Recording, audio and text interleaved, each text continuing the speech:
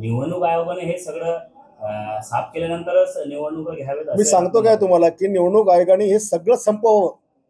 त्याला किती time bound कार्यक्रम द्यायचा आहे त्यांनी ठरवावं. कारण काही मोठा विषय नाही आहे. त्याला मृत्यूचा दाखला केला, डबल नावाच्या याद्या प्रत्येक ठिकाणच्या आहेत, त्याला डायरेक्ट तुम्ही रेड क्रॉस मारला, पटापट सगळं लीड होऊ शकतात, काही जास्त वेळ त्याला लागत नाही. पण हे करून निवडणुका घेतल्या तर फायदा, नाही तर बोगस निवडणूक मतदानावर परत बोगस लोक निवडून येणार. तुम्ही काल 1 लाख जिल्ह्यामध्ये बोगस मतदार असल्याचं जाहीर केलं, त्याबद्दल निवडणूक आयोगाने त्याची दखल घेत आज जिल्हाधिकाऱ्यांना आदेश दिले चौकशी करण्याची.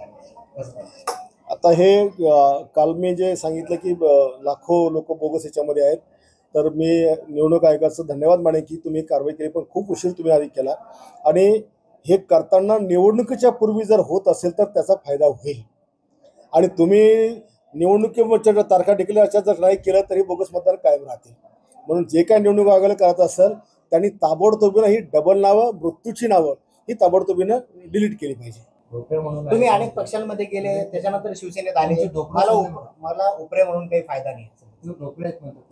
उपऱ्या म्हणजे एखाद्या पक्षाचा जो राष्ट्रीय पक्ष आहे, अशा पक्षाला ज्याने 4 पक्ष सोडले आणि तो त्याला जबाबदारी दिली, तो त्याची भूमिका मी उपरीच भूमिका म्हणेन ना. ती काय मूळ भाजपची म्हणणार आहे? ते म्हणले की मागच्या वेळेला पण युती तुटली होती. अरे मागच्या वेळेला युती तुटली त्याच्यामुळे ज्या सीटा पडल्या ते पुन्हा होऊ नये म्हणून तर आमचं म्हणणं आहे ना, की मागच्या वेळेला युती नसती तोडली तर महायुती निवडून आली असती.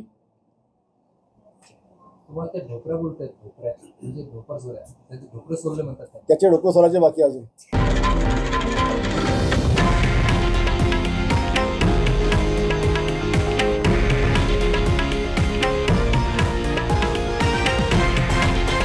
हे आहे देशातील नंबर 1 न्यूज नेटवर्क आणि आपण पाहत आहात TV9 मराठी, एकमेव.